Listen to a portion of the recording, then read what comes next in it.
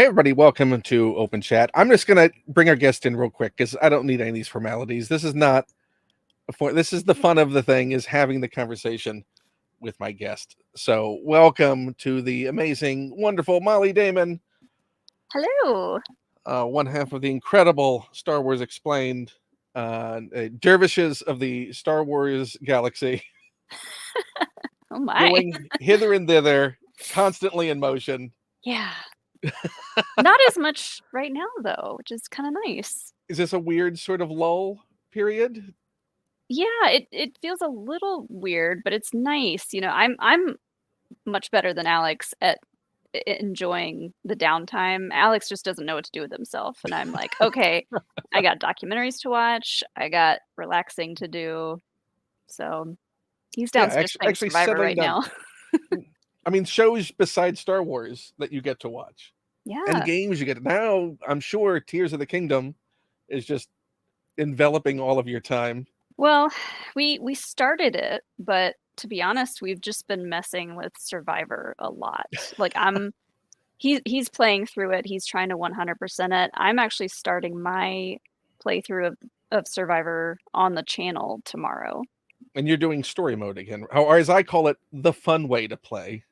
Oh yeah. I'm total story mode. I don't want a game that punishes me. I didn't pay that much money to be punished. Yeah. For exactly. The enjoyment of a game. Yeah. Yeah. Oh yeah. I'm not a regular gamer to begin with, so and I played Fallen Order on story mode, and I was okay. I'm not like constantly dying, but yeah, I'm much more just there to be entertained and have a good time. And yeah, if I get killed like 4 or 5 times in a row by the same person, I'll just turn it off and go do something else. Like, yeah, who needs that? I don't need I'm not above looking up tutorials. I'm not above just, hey, how do I get through this? Yeah, there another should be reason a mechanic why in every game you pay for that's that expensive, that has a button you hit to just skip. Yes. Like, you know what? I'm done with this fight. I tried. I paid for it. You got my money. Don't keep me away from the rest of the game because I can't get through this. Yeah. And that's another reason why I will wait and play the game after Alex has done literally everything there is to do, because then he becomes my walkthrough. He'll just be there to tell me what to do next if I get stuck. Go left. Go left. No, left. Yeah. The other left. What left? No. I forgot. Go right. Go. My left. Yeah. I know you playing with Alex as the walkthrough on your playthrough? Yeah. So he'll be right there beside me as my little BD1, getting me unstuck if I lose my way or anything like that. But when we went to the capture event a couple weeks before the game released, I played through like the first 3-ish hours of the game, and I only got stuck like twice. So you've kept away from, I should actually start opening stuff. Let me tell for everyone here who's watching who hasn't watched one of these. This is sort of like a companion show to Force 5. If you've seen that, that's where I have a guest on. We talk about their 5 favorite Star Wars figures / collectibles in their collection. Mollie has been a guest on the show before. Go check it out. We had a wonderful conversation. This is about me having to free up storage space by no longer allowing everything to remain boxed.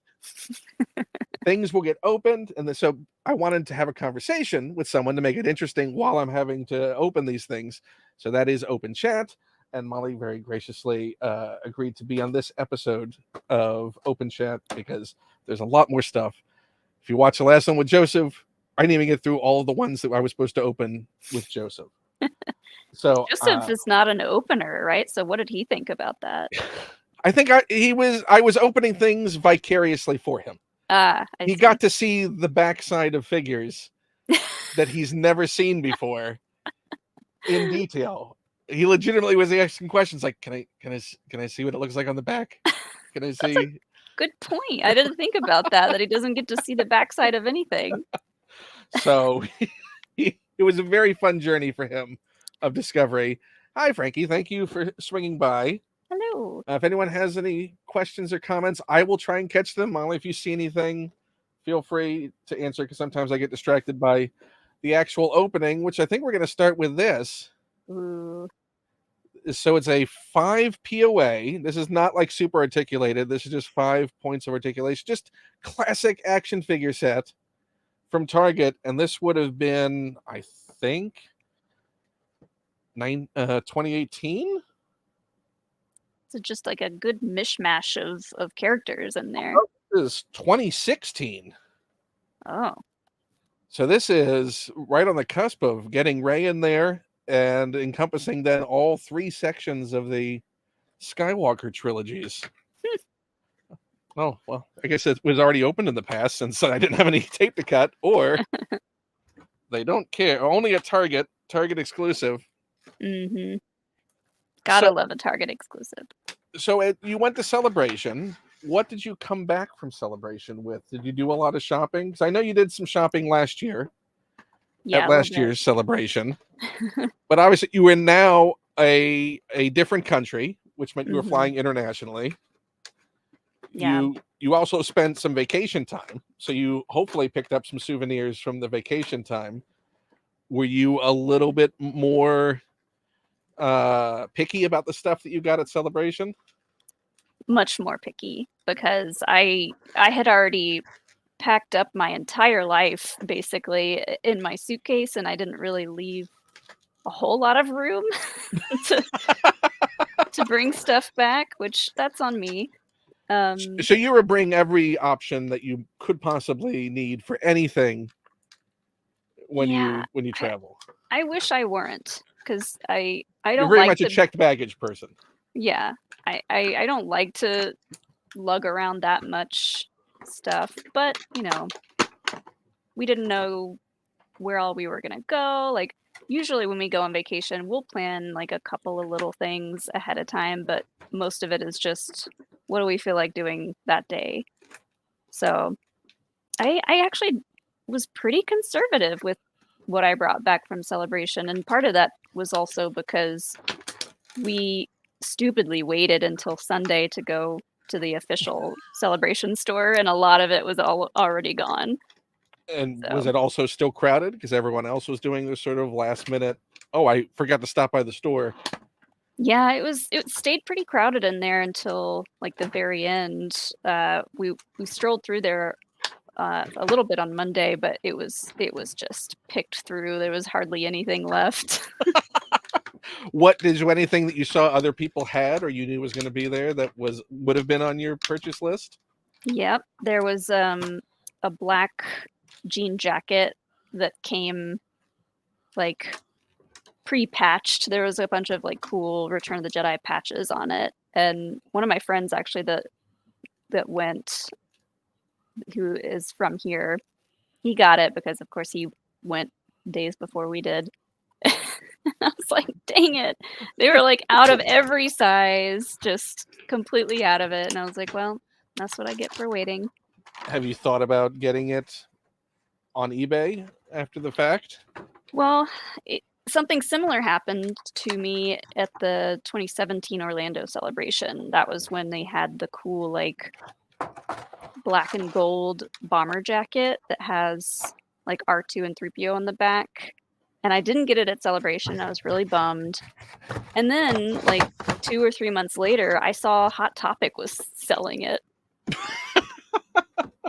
So the exact same? Did it have any Celebration markings on it, or it was?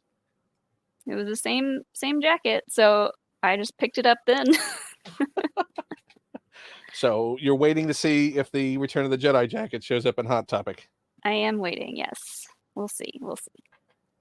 I think this is a collection of just the individually released. I mean, they're really good. Even they're not photoreal painting. Yeah, they look pretty good. But it's really nice representations of the characters. Yeah. This is her. That's the end of the film outfit, right? Isn't that the? Oh yeah, when she goes to meet Luke. Yeah. Put her blaster in there. I appreciate that her outfits don't change all that much throughout those 3 films. Like they'll have like subtle changes and color changes and stuff. But she certainly picked a style or style elements that she wanted to retain. Do you think that was actively just like, I like the arm wrappings. That's going to be my thing. Yeah. They're not going to be connected to anything, and it might prove awkward. I think Like, that works well for sweating. You got to let the pits air out, cover everything else up, but leave a gap. leave a healthy air gap. Yeah. That was one of the teachings of Master Yoda, I think, was leave a healthy air gap. Yeah. Luke, I don't know so much if the likeness is. Oh, he looks like he's got some bags under. He's very stern. Yeah, Yeah, that checks out. He's in mourning. This is Endor's celebration in mourning. Mm. I mean, live action Star Wars is absolutely true. Yep. No one wants Sarlacc pits. No. Is there in-universe advertising for deodorant in Star Wars that is advertising like, you don't want your pits to go Sarlacc? I don't think so, but there should be. I don't know that I'm trying to think if I've seen it, like read anything in a Star Wars book about like personal hygiene. I mean, it's only in the last few years we've gotten refreshers, right? Yeah. And everyone seems so excited when they pop up and stuff, which I like that about Star Wars fandom, like simple things like where are the toilets at in Star Wars, and eventually we see one and we're like, oh my god, it's a toilet in Star Wars. It's so exciting. They're like us. Yeah. Was it in oh yeah, because you go into the toilets in I don't want to spoil Survivor. But there is a section, I believe, where you can access toilets. Yeah. And then you also have to remember, they need various stall sizes as well to accommodate the patrons of the Star Wars universe. That is true. I didn't think about that. But I think the first place we saw them was in Rebels. He's doing a bit of hair club for men. That's a very, very rich color. That's dark. Yeah. I didn't see that part of his life when he decided to go a shade darker for his. What do you think, Anakin? Is it me? I don't know, Master. What do you want to hear? Just tell me I look pretty. Obi-Wan's hair has been in the limelight before, though. It's been a hot button issue from Clone Wars when he turns into that bounty hunter guy that's bald. Oh yeah, and then magically he has his hair again. Maybe it's always been that. Yeah. Maybe it's always been thinning, and he's always had assistance. Which is fine. It's a really good wig. There's someone on Coruscant who just does wigs. I mean, vanity's not an issue with the Force, right? So we have an option. So the option is yours. We can open this Galactic Republic set. Mm-hmm. This Sith set. Ooh. Which he's got his little lightning fingers. Oh, I love the lightning fingers. Maul's just gonna fall over. That's so Maul. This Rebel Alliance set. Love that. Or the Cantina Aliens. Ooh. Oh man. Let's do the Sith set. I think I'm more in the mood for Sith. Oh my gosh, Rogaine 1. Open this now. I believe someone out there is going to be very angry with me for opening this because I think this is like a super expensive set. Really? Yeah, it's like incredibly hard to find. Huh. But you know what? They're not having to store it. I wonder what the little red droid the droid is. Yeah. Let's see. What is it? TC4. While I'm opening, are you able to look up who TC4 is? TC4. Oh. They are from... Oh, it says Oh, this might be why it's rare. They were from the Phantom Menace, but the scene was cut. Oh. So is it like Sidious's emotional support droid? it must be if it's hanging When out he- with all the Sith. When he's in between apprentices, is he just sort of like, I need you, TC4, Yeah. please? Tell me I'm still a good Sith. I like to think that TC4 is still very much like 3PO though, and just gets on his nerves all the time. But it's And about is- little things, like personal hygiene. Like, did you brush your teeth? Are you going to cut your nails? He You just, still have to pass for a senator. Can you take care of yourself? yep. He just wants the best for him. These exact same. I mean, I don't want to get these, but these look exactly the same. I don't think I'm going to get these mixed up. At least two different sets. Mm. But there's TC4.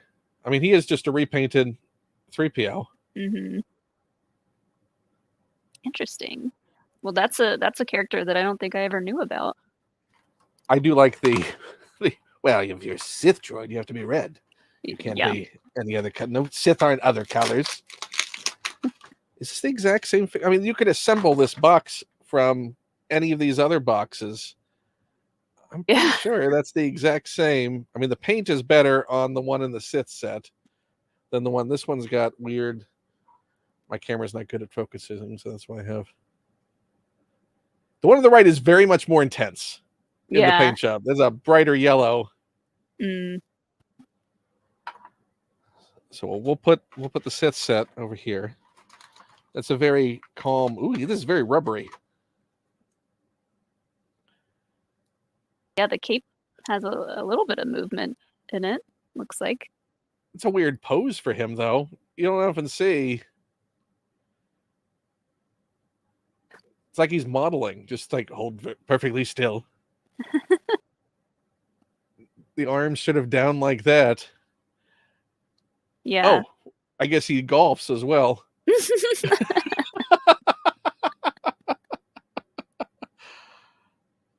He's got one of those little like miniature golf practice set things that you see sometimes in people's offices.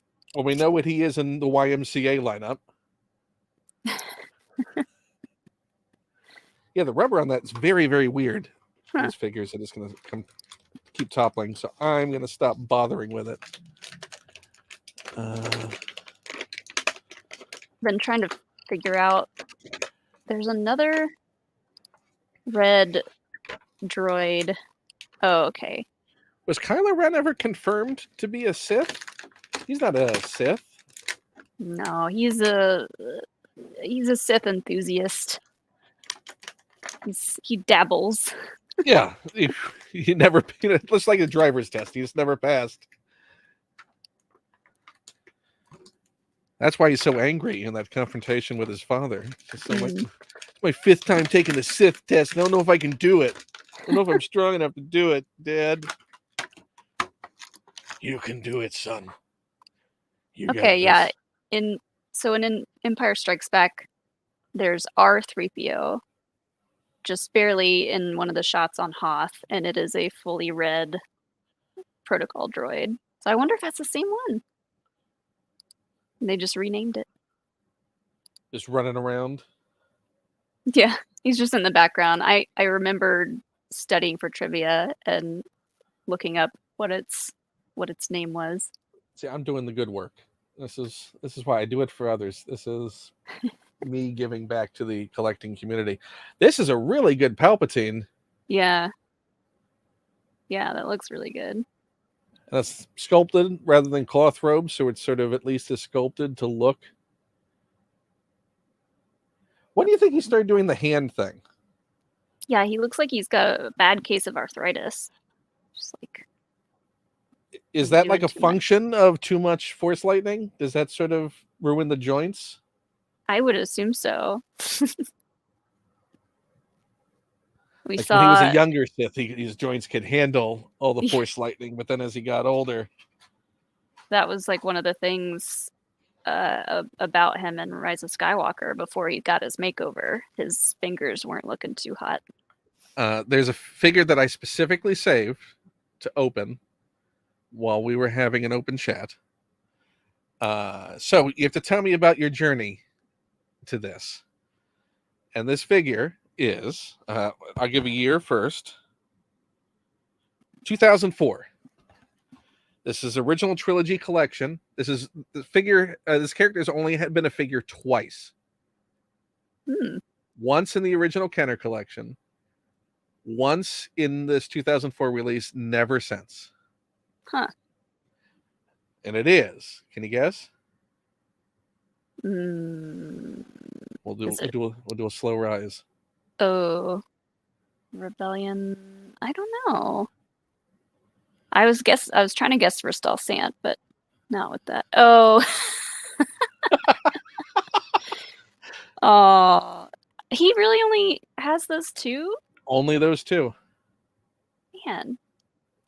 And what's really nice about the original trilogy collection is, and this is like, early, still relatively early photoshopping days, they would take the scene from the film, Photoshop them out, leave the other characters in the frame, but then insert them into the diorama of the packaging, so you can have them in situ in the scene. But there's good old Crick's Maideen. Now, do you think he went maybe to the same hair place that Obi-Wan did? When he was, maybe that's why he was an Imperial first, so he could have access on Coruscant to the good hair guy. If he did, he saw maybe someone that was still in training. Well, he was putting the head hair on his face instead. Yeah. It's like the weird seven. Like, I grew up with carpet in my house that looked like his beard. And probably appliances that looked like his uniform. Yeah. Let's get him open. I've had this thing for months. And then once I started doing the open channels, like, this has to be saved for when I'm talking to Molly. So when did they, because the Maideen mentions have been fairly recent. Mm-hmm. So what is the weird fascination with old Cricks? I think it's interesting that, like, they had him in there, and it was like he was there because they weren't sure if Akbar was going to work out. And so if Akbar, like, if he didn't look good on film, they were just going to have him take over that role. But I guess Akbar looked great, and so they were like, all right, he's still there, but he's someone else. And he's like, I wore that beard for nothing. Yeah. Have you watched all his deleted scenes, or the alternate scenes? I guess I should say. I know I have. It's been a long time though. Of like him in the command chair that Akbar's in with a human crew. Yeah. Yeah, it's so bizarre, but I love little, like, just tidbits of trivia like that are like, well, he's our backup Akbar. It's not the best pose in the packaging. Yeah, what's he holding? Absolutely nothing. Oh, and he's got a little command stick. And then this is just an open. Yeah, this is not the best way to be packaged. I mean, look, even they know. They're embarrassed by it. They're like, oh boy. Oh gosh. He's gonna get cut. He's totally gonna get cut. He should get cut. I like his little talking stick. Oh, he's got like a big little stand. I was going to ask, how do you display figures like this? I mean, this one comes with a stand, which is nice, but if he sits well or stands well, then I generally, you see sort of, the way I place things is sort of in a group. Mm-hmm. So sometimes they support each other. I tend to avoid stands unless it's absolutely necessary, because it takes up additional real estate. Yeah, that makes sense. But sometimes, it's absolutely necessary to do so. I remember going through Alex's figures years ago at our old house, and I was like, you should display these. And so I sat and like stood them all up in one of his bookcases, and I was like, if there's ever an earthquake, or if the dog's tail gets too out of control, these are all going down. And through the entire time they were set up, did they ever fall down? Once or twice, and then you had like the domino effect. But actually, they stood pretty well. I'm just gonna think he's doing karaoke night.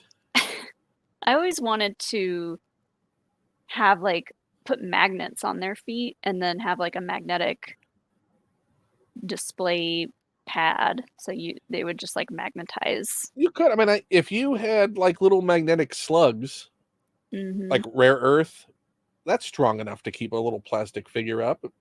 Yeah. You just put him into the peg holes. Mm-hmm. I mean, now he looks like he's a crooner. He does look like he's about to start singing, though. Really belted out on the voice. He's got one of those like Bob Barker microphones that's really long. Oh yeah, he's the new host of Match Game. He does kind of look like Richard Dawson. Yeah, and it's got the weird era of the that's not. Ooh. Okay, well, we're gonna leave that there. Maybe that's why. It's if he has to hold his talking stick with two hands. It's like Dr. Claw.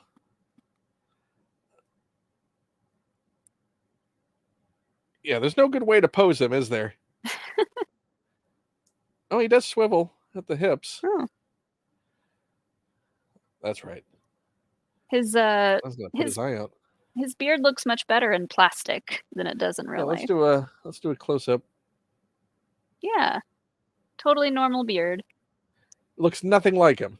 He looks kind of like Jack Whitehall tries to look now. Do you know the actor? Yeah. Yeah. He looks like Jack Whitehall.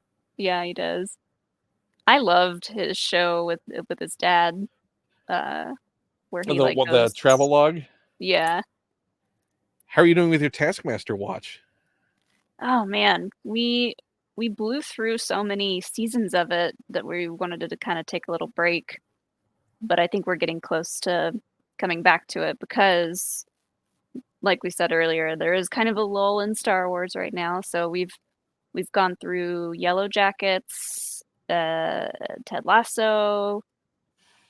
We're slowly catching up with all of our other shows that we're watching. Yeah, you got the new season, or the Yellow Jackets finale is this week? Yeah. And Lasso is next week, I think. Yeah, I think there's only one or two left of Ted Lasso, which is crazy. I don't know how they're going to end that season, because apparently it's the last one. Do you want him to go back to Kansas City, or do you want him to... It seems like it's forever arcing towards that, but I kind of don't like that.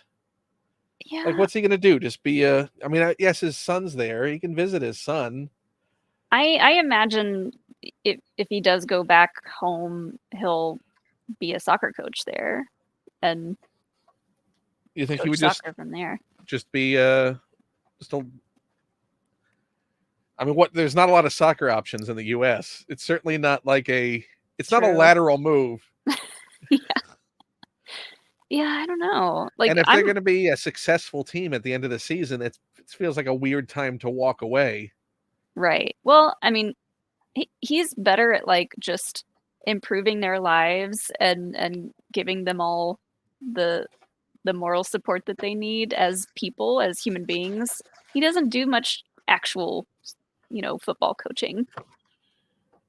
We're going to do a Cantina Alien. Ooh. With a section of the cantina. Oh, that's the bar. Yeah. Nice. There's the stools. And we have some cups. Always good. I think I have all three of these figures in this set. Oh, and you can also cut out Wooher to be yelling at you constantly on your shelf. Oh, that's a cutout? That's cool. Yeah, so you stick that. I think there's like a little ridge. Yeah, in the back you can see the little ridge that runs down. That's neat. So you can form the whole diorama behind them. We'll see if we can. Well, I'm not going to cut up the back. We can pretend. We'll pretend that we're forming the diorama. I do keep the cards. I keep the card backs. Oh, okay, gotcha. Just because that's, for me, that's a fun thing to look back on and see how that. But you can see how much space, this all that air. That's just too much. It's too much. Yeah. So you said that you might have a few things that you haven't opened yet. Yeah, I do. So this, let's see, what do I want to start with? I think you're the first person who's actually opening anything. All the previous guests have claimed they were going to open. And then, especially Joseph. Joseph's like, I have some stuff that I'm actually going to open while we're talking. He didn't. We went the whole time. He didn't open a thing. I can't say I'm surprised.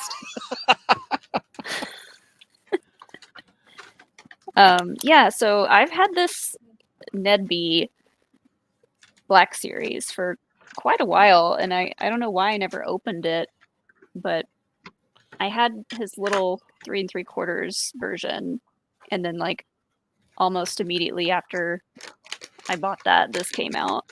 The 3 3/4 was the one that came from Disney's droid set, right? Yes.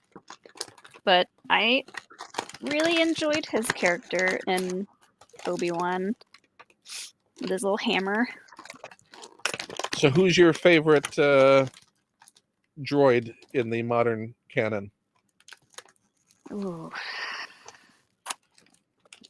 We can name candidates. So BD1 is up there.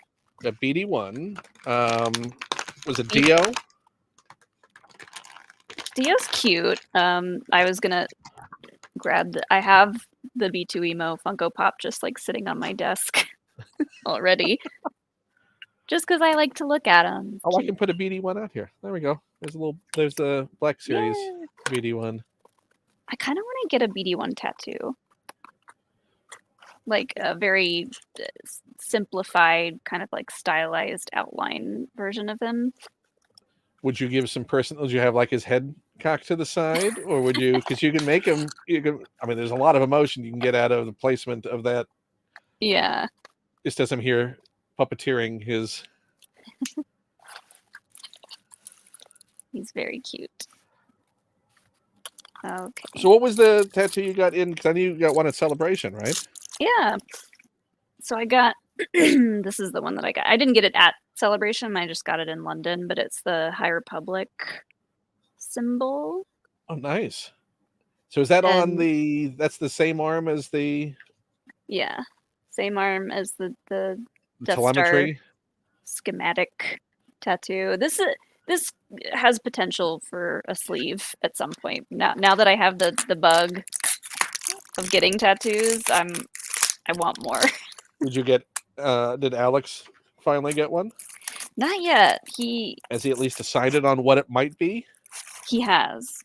Yeah. So he wants to get, it's on all the, or not all of them, but it's on several of the Rebel helmets. It's just like a circle with lines through it. He said he might get that one.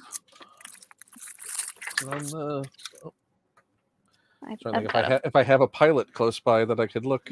Yeah, I've got a Funko Pop over here. It's Is it that one that's on the side of Carson Tevez? Yeah, I think so. Yeah, that sort of wing, almost wing shape. Mm-hmm. Which I think would make for a cool tattoo. And it's on the forehead, right? Right in the middle. Yeah. On the side of his neck, like both sides of his neck, so it'll match the helmet. He's not going to get a full-on Jesse? A full-on Jesse? Clone Jesse? Oh. Get the Republic cog, just to make sure everyone knows. I'm Alex from Star Wars Explained, and I love Star Wars. See my face tattoo? It's called branding. I mean, it's a very important thing in this day and age. Is there a tattoo thing that's non-Star Wars that's a runner-up for potential? I've got so many like ideas for some. I want to get a Buffy tattoo at some point. Either the glaive weapon that she has in the last season, or I've thought about getting just a wooden spike tattooed like on my arm here. What was there? Was it Mr. Pointy? Yeah. That was Kendra's spike that she ends up giving to her. It's been so many years since I watched Buffy. I'm actually doing a very slow rewatch because one of my friends, Chase, he's going through it for the first time, and we've been watching some episodes together, and it's so nice to watch it with. Oh, thank you. Thanks, Frankie. It's so nice to watch it for the first time with someone that like doesn't know anything about the show. So what for you is your favorite season? I love season 2, but it's either season 2 or season 6 because I love all the Dark Willow stuff. But season 2 just has so many classic episodes. I mean, there's something about sort of that iconic period of still being in high school. Mm-hmm. The principal is a great villain. The Yeah. mayor is a great villain. The having the two of them sort of providing friction. Yeah. I mean, I think mine would probably be season 3, just because it all sort of comes together and feels like a really, like the show has fully evolved into its best form. Mm-hmm. At that point, it's not still shaking out what it wants to be, and production value wise, all the characters are pretty solidified. Yeah, and plus just that finale of season 3 is the amazing. graduation is just it's so good. And just the dialogue from the mayor creature is... Yeah. His last line is like, well, gosh. Well, that and the principal's lines when he's realizing he's just chastising him. Here's my little BD, or not BD. He eats him, right? Doesn't he eat the principal? He does. Spoilers. Sorry for anyone who hasn't. Got a big old hammer. That is wonderful. Have you seen any of Landspeed or Luke is an amazing customizer, and he shows a very easy way to do a custom wash on it to sort of make it more screen accurate and sort of dirty them up and yeah, scuff them up a bit more to make them like. He's got some good, like, I mean, he comes with some decent weathering on him, but I don't think he was this bright yellow in the show. Yeah, that seems very. That's like crossing guard. It's a school bus yellow. You know we what? need Star Wars yellow. The school version. Maybe he uses that for traffic crossing. Yeah. That's what the hammer's there just for directional purposes. That was his first job. We got our Momanadon. Wearing his very 1970s robe. And no pants? Does he have... He's wearing again sort of 70s very short shorts underneath his cutoff robe. This is lounge. This is pure lounge. Yeah. Momanadon, who obviously I guess thinks the canteen is a swingers bar. I mean, now I just wish I had Cheers figures to set up along. I mean, he looks like someone you probably should cut off. You've had too much. You're not even holding a cup anymore, Nadon. He's waiting patiently for his next drink. I'm still drinking. Let me go. I'm good. So I must have Greedo in here. I had two Panda Babas.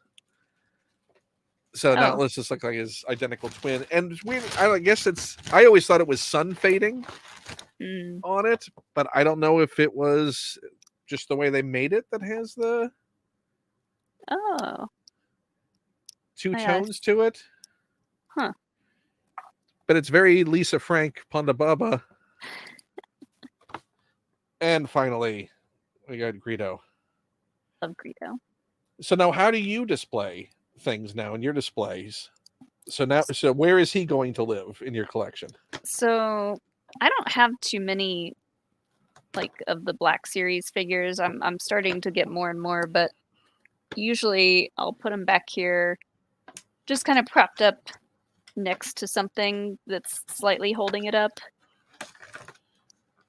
Do you theme the displays? I like the sort of tiered system you have for the Funkos. Yeah, up here, it's like these clear acrylic spice rack things, and so I've run out of room up there though. It's like my shrine of all the women of Star Wars up there, but I need to put some more shelves up in here. I've got so many Funko Pops in here. How many unopened Funkos do you have right now, would you say? Well, this is actually one that I did get at Celebration that I want to open. Frog Lady. Oh, nice. Does she come with the container as well, or just the backpack? She's just got the backpack. But I got her at Celebration because I'd never seen her Funko Pop before, but she's going up in my Women of Star Wars shrine up there. So is she your next open? Yeah. What is the criteria now for picking up a Funko for you? Are you a little more picky when it comes to I am definitely more picky now just because I have run out of room. But, you know, every once in a while they'll get me with a special edition Funko, or I don't love the ones that are like all one color. I got a few of the Celebration special ones that were like all chrome blue, but I prefer them to like be painted as the character. So look as screen accurate in its coloration as possible. Yeah. She's so cute. Focus. There we go. Oh. She's got her little backpack. I have a very weird relationship with my view on Funko Pops. I tend not to like the human character ones just because the design style is so generic to me. Yeah. But something like that, where it is that, and then feels like an extrapolation off a design element, like it feels more like the character to me. Yeah, it's not just like yeah, because the humans are just all a generic Funko head. Yeah, with they're different all hair, pretty much the same, with different variations of hair. Frankie M also loves Frog Lady. Yay! And honestly, now I would love it if they made a Ristal Sant Funko Pop. Do they? She's my new obsession, by the way. They must, right? I mean, is there anything Funko has not made? There are landfills that attest to that. I have so many sections of the bar now. Oh, although it kind of looks like an office. An office or like a science room in a school. Oh, they're all at Cantina School. Yeah. Bartending Academy. Yeah, they're taking a mixology class. Is there like a drinking academy that's like the other side of the bartending academy where you're just attending as a drinker? That would be nice. How to be a good patron at your local bar. I do have, so someone got me the set of the Jabba's dancers at Celebration because I didn't have it, and they had heard about my recent I basically declared on a live stream that she's my new Glup-Shido and that I'm going to start collecting all of the Ristal Sant things that I could find. How many things are there? Is it just that figure set? But there's her from that set. I love her feet. And that's just from the period when the Power of the Force 2 started getting the better sculpts and better, not the weird sort of He-Man steroidal thing Mm-hmm. or whatever they did to Leia in that first release. Yeah. Like, she's pretty buff, but she's not He-Man buff. She's athletic. Yeah. She looks like she's a dancer, a professional dancer. She's a dancer. So what are the names of all three of them? So we have Ristal Sant. Lin Mi is the blue Twi'lek. What's the third one? Oh wait, I have the. That's the. Greta. Rhodian? Greta is the Rhodian. I bought this at Celebration. That's just lazy, George. Yeah. Oh, so, nice. Yeah. So they were there? No, I just bought this and in one of those mass collections of like signed stuff, but that's a great photo collection too. I know. It was very like you need to get it finished. Club. Now, it is very Breakfast Club. Which one is Ali Sheedy? Which one is Ali Sheedy? If you were to assign them Breakfast Club characters. Maybe Greta. You think Greta is the Sheedy? Maybe. Yeah. That phrase I didn't know that I would ever say, but there it is. They had this and they had one other. Who was at Celebration? Wasn't at least a couple of them at Celebration? The dancers? Yeah. Oh, the woman who played Ula was there. Femi Taylor, I think. Right? Yeah. Her signature is on here too. Oh, Power of the Force 2, Cantina Aliens. In fact, this was, might even show on the back, I think this is the same wave that the dancers were released in. That looks familiar. Yeah, because this is right before episode 1. Coming summer 1999 to Galaxies Everywhere. You'll get new characters, vehicles, and worlds. Now, does the Deveronian guy have his full name listed on there? So before I turn around, what is his full name? What should it be on here? Oh, I brought that up because Alex and I both got this wrong at a Dragon Con trivia. It was like 2 years ago, but I know it starts with a K and there's 2 apostrophes in it. So they're calling him Labria, which is that his last name for part of his name? So let me look it up here. I don't know why he's got 2 names, but his full name is Cardu Sai Malak. So you gotta say Cardu Malak. Better known as Labria, I guess. My friends called me Labria. Please, now, would that be contestable in Dragon Con trivia? If you went but on this package, he was called this name. How specific is the question worded that you couldn't sort of dance around it? I think Alex put Labria, but the question was very specifically, what is his full name? And like most people in that room were like, oh boy, okay, I know what you're talking about, but I don't remember how to spell it. Labria Kenworthy the Third Esquire. Yeah. See, the last time I did this, I broke C-3PO's leg. Oh no!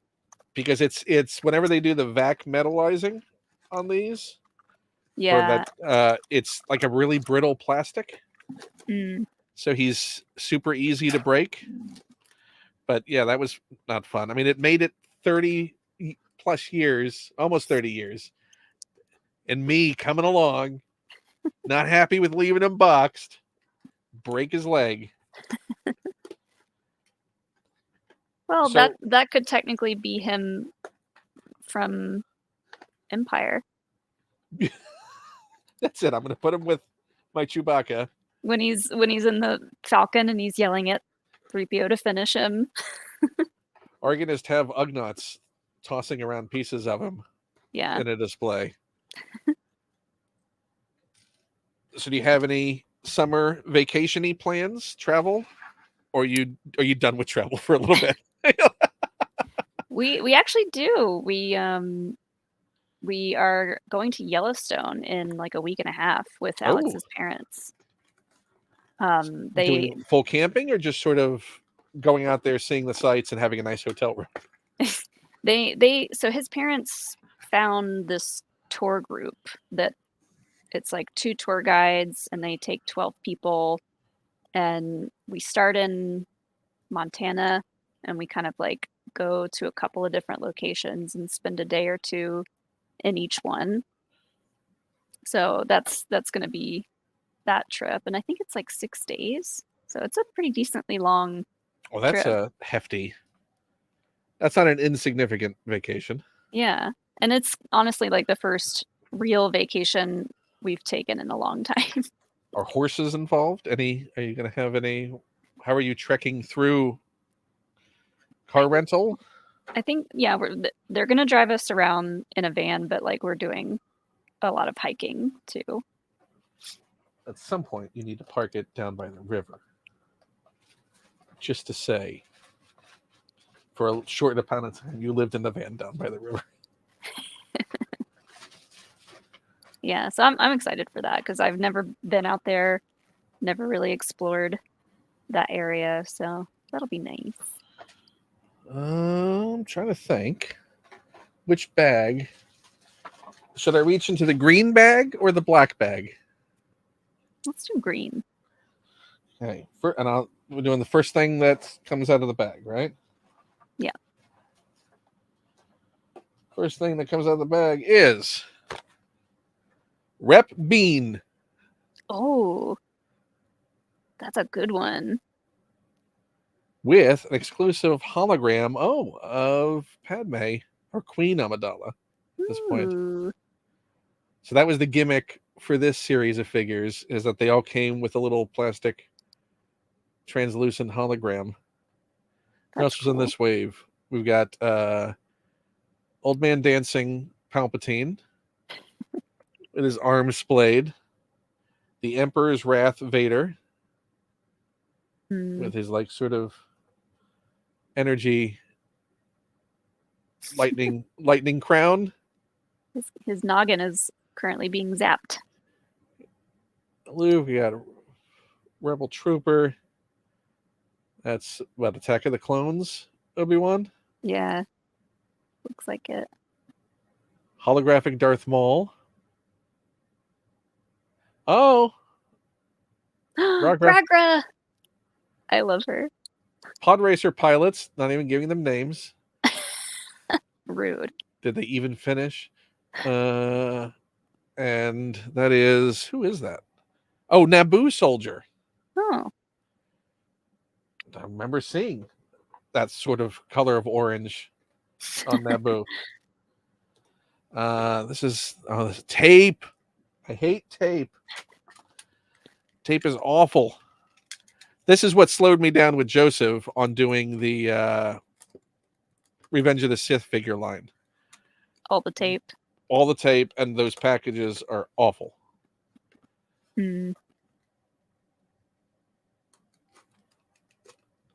Okay. Frankie M says, I love Gragra from that. She's my queen. Yeah, when I was looking up trivia for Phantom Menace, I looked up her name and I was like, okay, I love her. Now she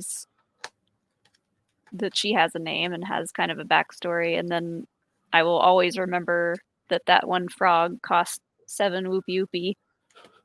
What is Gragra's backstory? Let me look it up. It's been a minute. She might not have a super rich backstory, but maybe her species is terrifying. To culinary school with Dex. In fact, they had opened his first diner. They had opened together.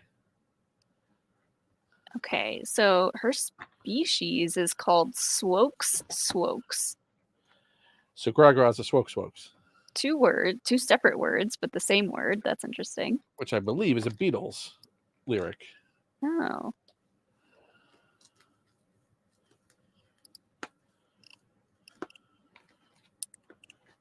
Let's see. She eventually left Mos Espa to work elsewhere, which caused the Gorg population in the sewers to grow considerably over the following years. Homeless people often fed on those Gorgs. So that was a good thing? She left? Well, she was keeping the Gorg population under control, I guess, with catching them and cooking them and selling them. So if she had just stayed around a little longer, she could have worked at that restaurant with Malakili. Swokes. I don't know why. We have not seen them in any other material, right? There's a quick shot of them, I think, in the Senate pods. They're from the planet Mocking Tea. It's a nice little Amidala. That is cute. I like that. That could be like a piece, like a chess piece. In fact, they made enough of these. You probably could put together an entire. Let's see how. And she could be the queen. Hey. And she could be a queen.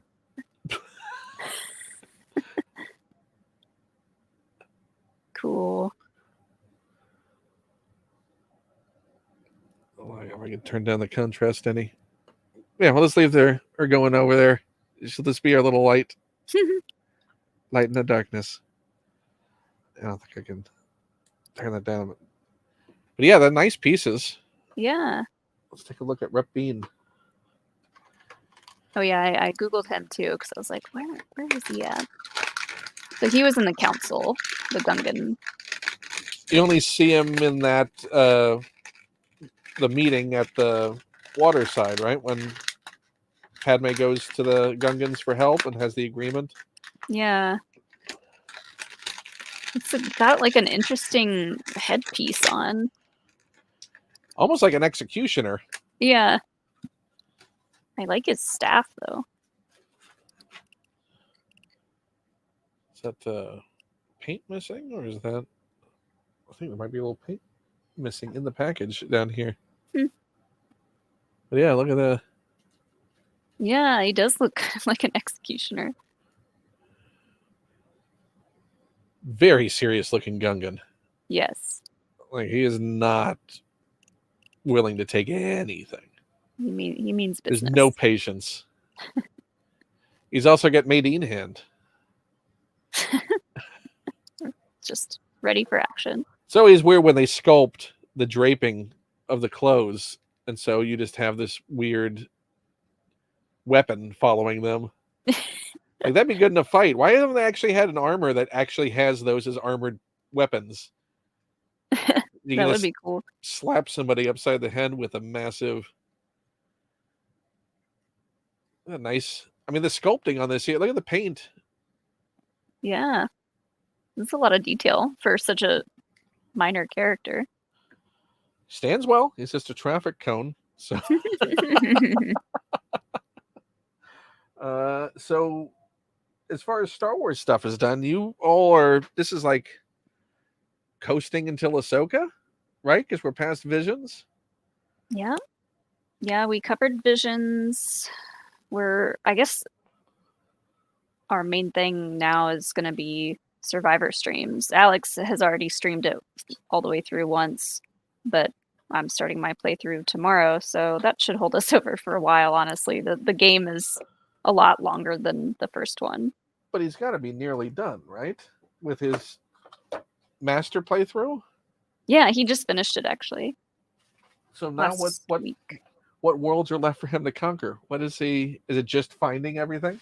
Yeah, he's a completionist. He told me earlier that the last thing he has to do is go back through the game and find all of Bode's memories, because they're just like placed in random spots throughout the game.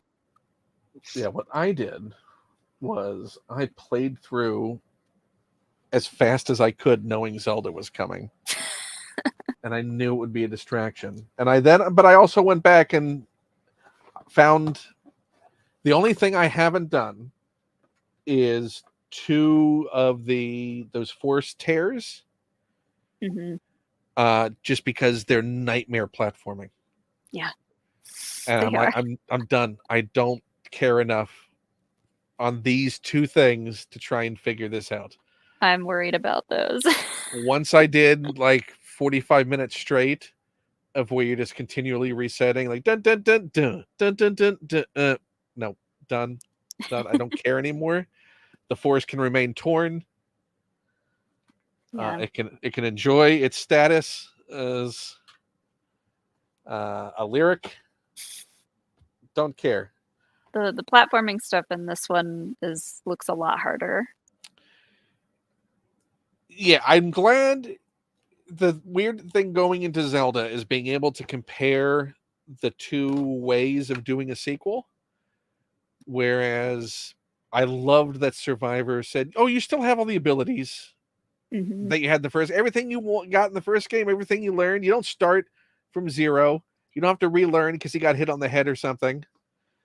You have all that. You'll learn new stuff, but you still had that journey of getting, the life that you were able, the life bar you're able to expand, all that stuff." Mm-hmm. Zelda, on the other hand, every time, just what's the point of getting it? He just loses it. I can't trust Link to keep any of the things that I find for him. It's annoying how awful he is at keeping the things. Yeah. It's like, you found all these ancient artifacts.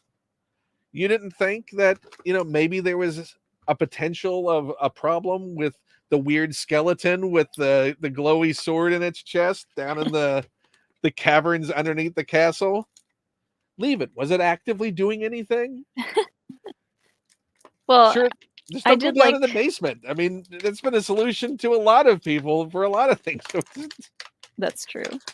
I did like that we got just a little bit of him and Zelda working together, like exploring together, and I was like really excited for that. And of course, that They do doesn't the last long. weird. I like what Survivor even did with the seer stuff within it. Yeah. And yeah, at some point, just hide Link away.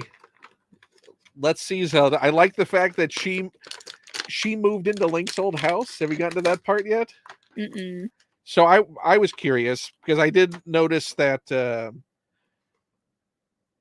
it did import data from Breath of the Wild, Mm-hmm. because all of the horses that I stabled were still in the stables, Oh, that's including the cool. names I'd given them, like Gluey.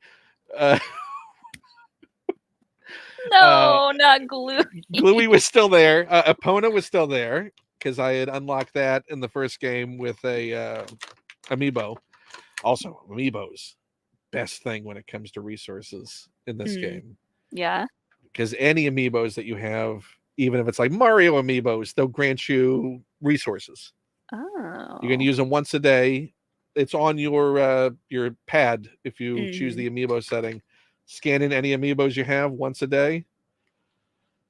Drops a ton of stuff. But yeah, I figured, oh, I built a house in this game, in the first game. Surely my house is still there.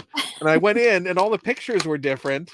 And Zelda's diary was there. And you find out that she had moved into Link's house and sort of set up shop in there.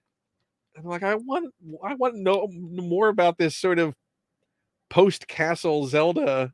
Yeah. She's just using it as an Airbnb. She's like, I'm an ex-princess. I don't know how to buy a house. I'll just take this one. Also, the people in the town are not terribly respectful or appreciating the importance of, oh yeah, the princess just came to live in your town. Yeah. They're like, yeah, I guess the princess is here. Yeah. Just trying to live a normal life now. This is a nice little set. This, I think, is the super expensive one along with that Sith one, just because a Clone Trooper anything is expensive. Oh, that goes with that. And it has a Cody. Cody's are always fun. Which I think I have another Cody as well. So what is your favorite part of the Zelda game? Like, what's the first thing you do as soon as you dive in? So, fun fact, I've never actually played a Zelda game until this one. Oh, I mean, it's a great start. Well, I was like, for whatever reason, I was like, you know what, I'm going to actually play this one. And then everybody was like, no, you have to play Breath of the Wild first. Lies. And I was like, well. And then I watched an hour-long video about like just the whole story of Breath of the Wild. So I was like, okay, I feel pretty caught up to the story now. But I don't know, like the building aspect of everything is a little bit overwhelming. I'm sure I'll get used to it. The crafting thing. Yeah, the crafting. Seeing what people are doing with it is intimidating.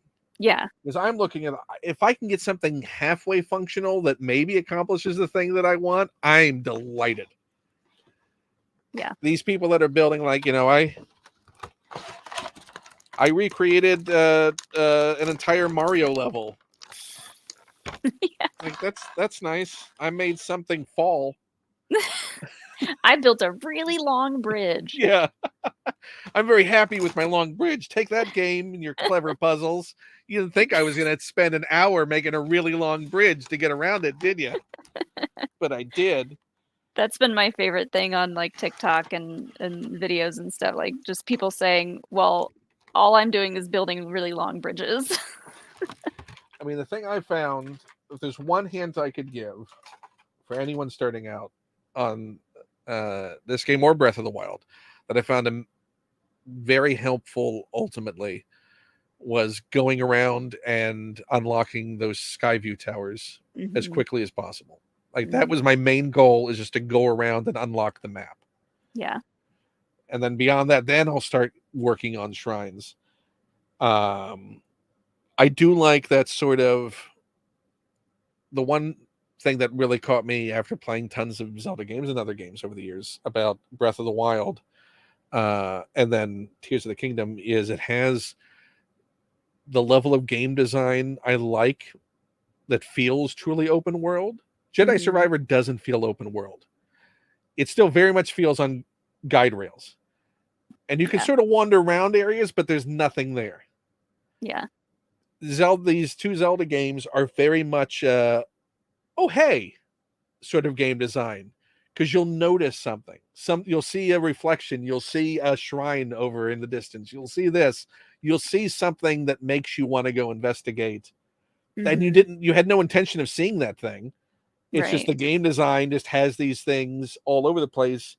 So it feels, the discovery is there more. I didn't feel a sense of discovery in Survivor or Fallen Order. It felt very much like I did the story and then I go back and hunt for the things that I know are out there. Yeah. It was, they expanded the open world sort of aspect a lot versus the first game. And like, I guess for what Star Wars games are right now, this is as open world as it gets. But yeah, Zelda, there's just, you can climb on anything, you can jump anywhere, you can get to these little random spots that you wouldn't think that you would be able to get to, and it's just, and then there's inevitably something there. Yeah. I mean, that's to have that sort of feeling of like, oh my gosh, you know, oh, there's a Korok seed, or knowing that there's most of the time, no one solution to a puzzle. Like, you can brute force a thing, you can find a shortcut around a thing, you can, take an hour to build a long bridge. if you want to take that hour to build that long bridge instead of doing the thing that maybe would have been the quicker, simpler thing, but it requires more hearts or it requires more stamina or whatever, that's the thing I love about. And I wish a Star Wars game could be that sort of So Link should be able to use the dark side because it's quicker, easier, more seductive. Build up your stamina, Link. Use your hate. You can climb that mountain. That's the first time it gives you the option to attach something to your arrows. I think it's like these like flaming apples or something like that. I accidentally attached a stake to my arrow, and I still shot it, and I was like, this has got to be useful somehow. And then just recently I saw a video of like someone shooting a stake on an arrow to like distract one of the little creatures. Oh, so the goblin or whatever ran after it? Yeah. And I was like, of course there's a use for a stake arrow. And you never know what could be a thing that causes a reaction. Yeah. So cool. Yeah, I think they even seem more dynamic the way the enemies are programmed than Survivor. Yeah. I mean, Survivor just very much feels like a linear path, no matter what you're gonna do. Yeah. With it. We have a long.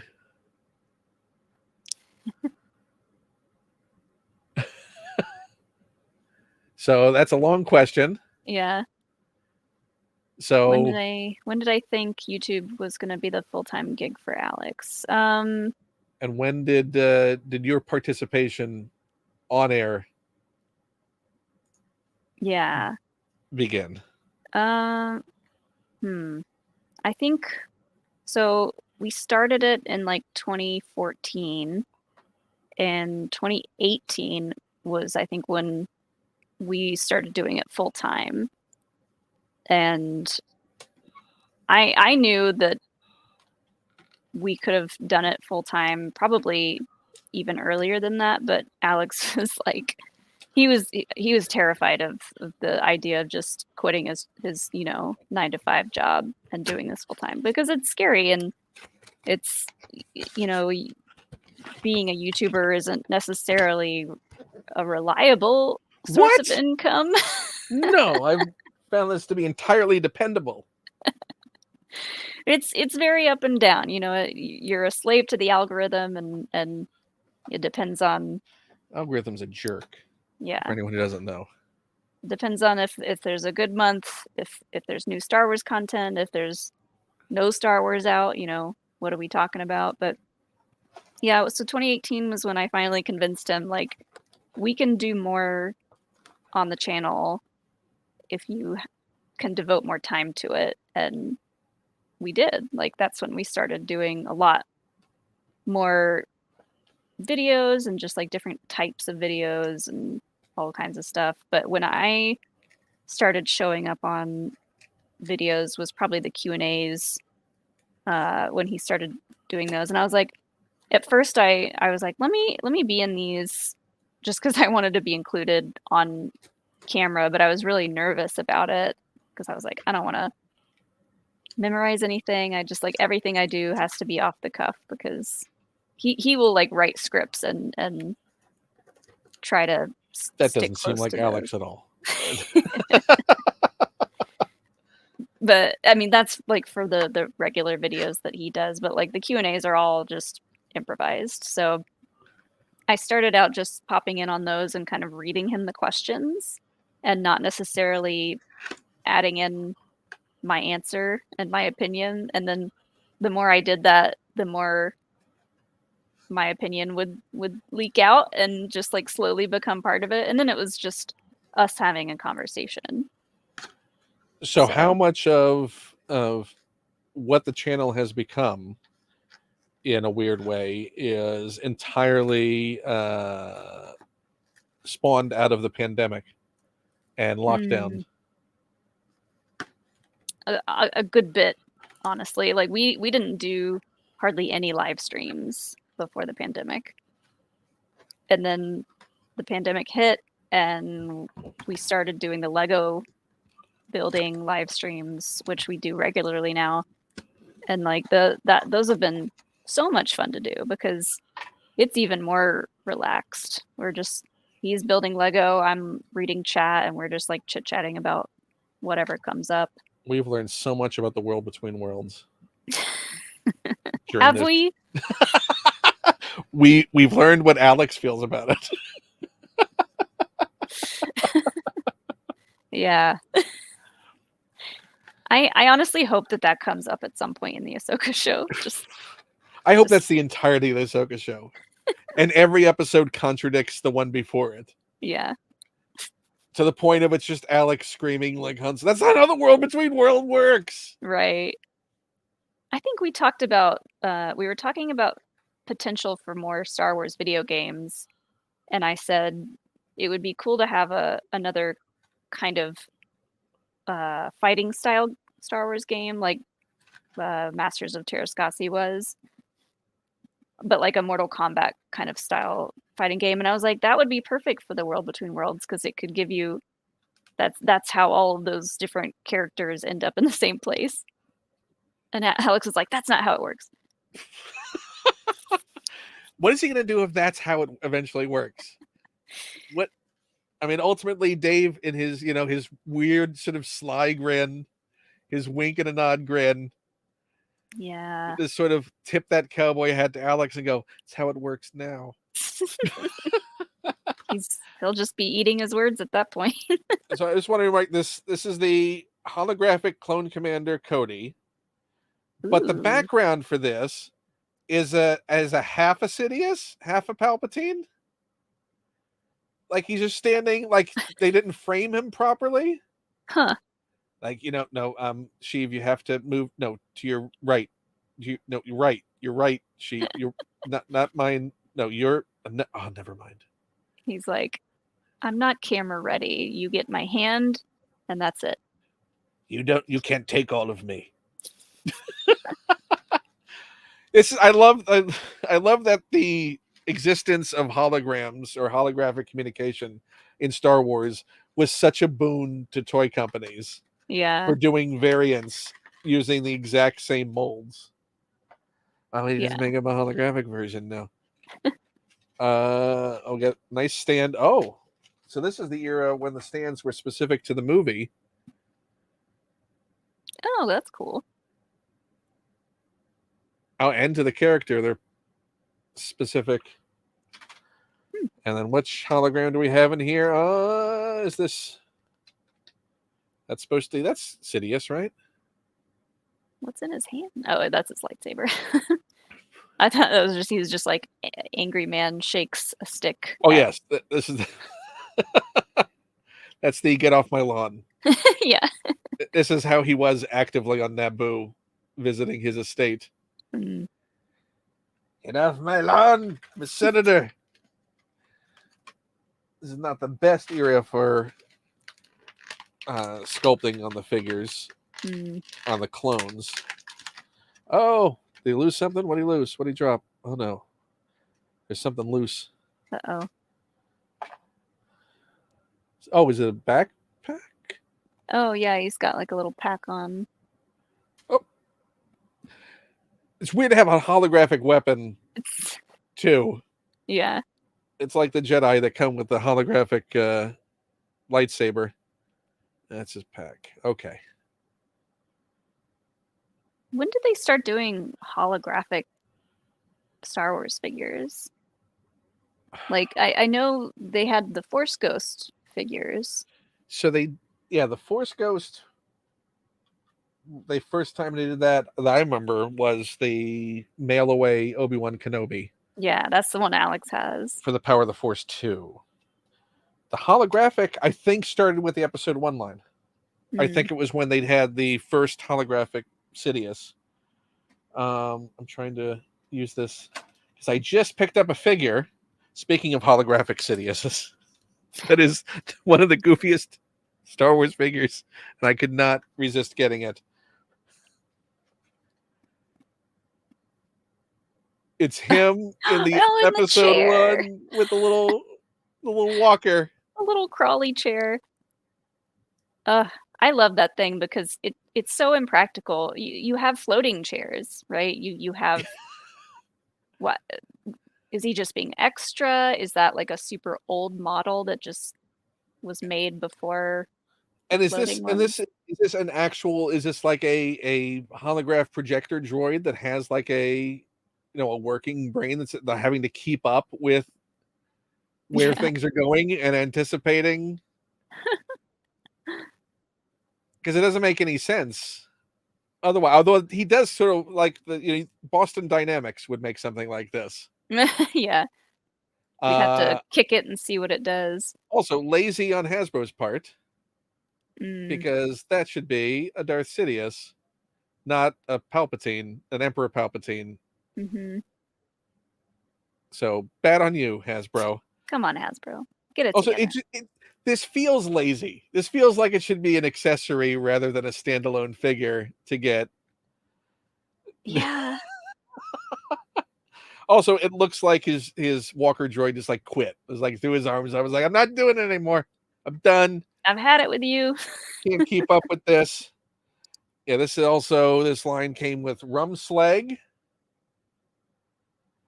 who is, if anyone saw the Force 5 with Darren DePaul, that's a figure he's looking for. Is an episode 1 alien you briefly saw, I think, on Tatooine. Huh. Rumslag? Rumslag, which sounds like a drink that should be in Oga's. Yeah. Oh, Uh, Klieg, Holdfast. I remember him. and then there's the random biker scout. I did get the Clegg Holdfast and do have him. But as we're nearing the end of our open chat, I want to open a brand new figure that just came in today. Ooh. From Andor. Ooh. We got Cassian Aldani mission. I love the Andor font and the little symbol. Looks so good. Also, speaking of nice figures, I can't wait. The Hunter figure that's coming Ooh. looks so good. I did just get when with Joseph. I opened the Piet. He's got his weird bug eyes.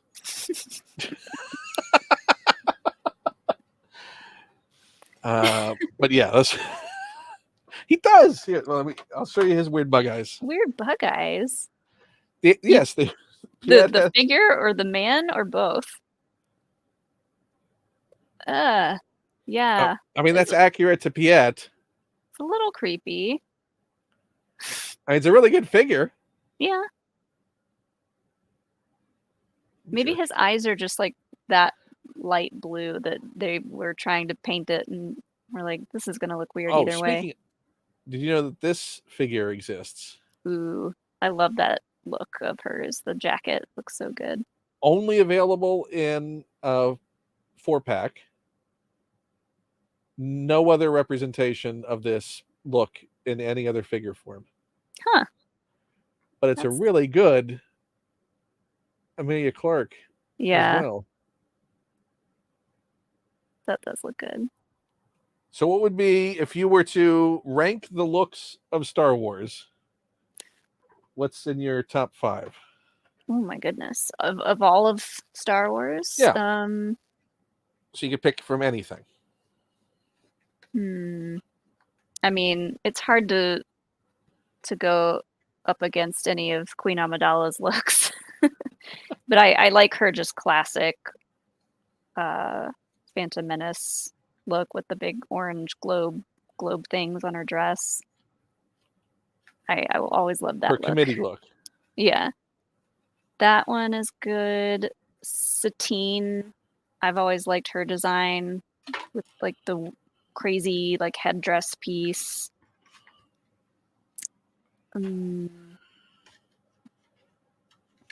I like Leia's you'd say is the best dressed? Best dressed character. I mean, Lando. It's hard to argue with him and his You have a cape favorite collection. Lando look?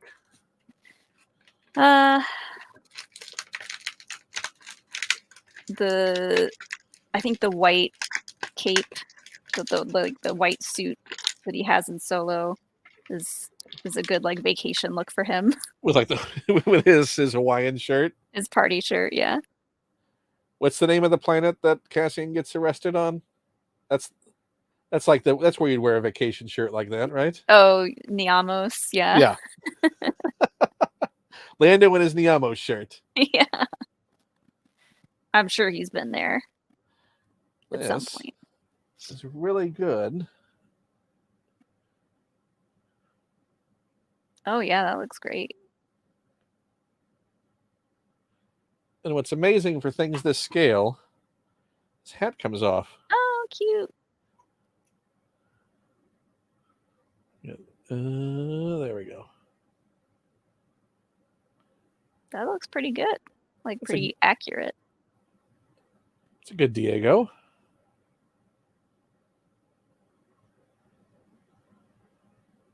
I didn't get too many Andor figures. We got the one Black Did you get Series your Mothma? that is there a Mothma one? Yeah, the Black Series. Ta-da!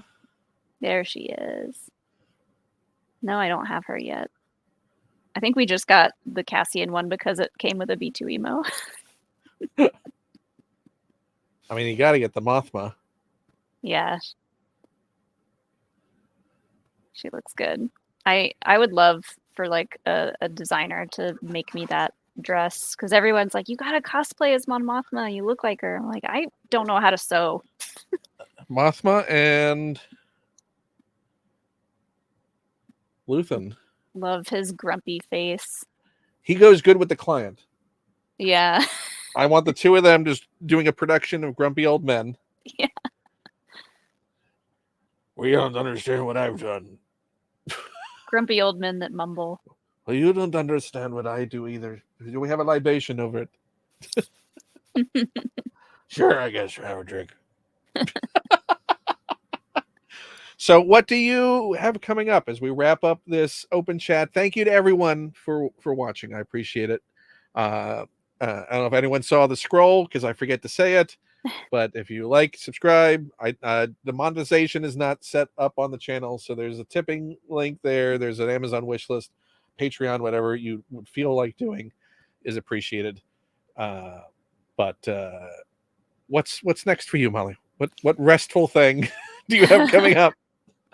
So, I mean, my stream, my playthrough of Star Wars Jedi Survivor is going to start tomorrow. We don't have a time set up yet, but it'll probably be around like 4 or 5 p.m. Eastern tomorrow. So I'm going to start playing through Survivor, and that honestly will probably keep going for several weeks because I don't know if I can sit for multiple hours and play that on stream, although I have in the past, but that's really all we've got up until Ahsoka comes out. So Tales of Yellowstone. Yeah. And yeah, I'm going on a real vacation finally. No Star Wars attached. Nothing. No Star Wars. We might not even have cell service. We might have to just... Do you know how much news is going to drop? Yeah. While you're the Ahsoka trailer is going to come out. Yeah, and, like, they dropped the first episode just unannounced. They're going to show Thrawn in all of his blue glory, and we'll be like, yep, that figures. Yep. They released all the footage already shot of Andor. Everything comes out. Yeah. It turns out they already shot the X-Wing movie. It's the Rogue Squadron is ready to go. It's a surprise drop on Disney Plus. Yep. That's how it goes. Anytime we're out of town, news will drop. But, if it does happen, we can get Alex's parents' advice and ideas and hot takes. Or just enjoy your vacation and don't worry about it. Yeah. Because at the end of the day, the news will still be there. Tell Alex and there'll probably be more news, too. You just need to take the phone from him. Yeah. So there's no risk of cell service. Throw it in a geyser. Yeah. Well, that'll just come back. Oh, it's true. throw it in one of the hot springs. One of those sulfur pools that you'll be seeing. Those beautiful sulfur pools. Yeah. Yeah, he actually dove into a sulfur pool. That was really... Why? Why did he do that? Well, he heard there was news. Well, thank you, everyone, for watching. Thank you, Molly, for being on Open Chat. I'm glad that you also were able to free some things from the packaging and now can display. Yeah. Hopefully the two of them together. Yes. buddies. Will he fit next to her on the base? Can he defend her eggs? Yes. Oh yeah. He's gonna protect her at all cost. And then also take them to school when they're old. Yeah. Well, bye everybody. Bye. And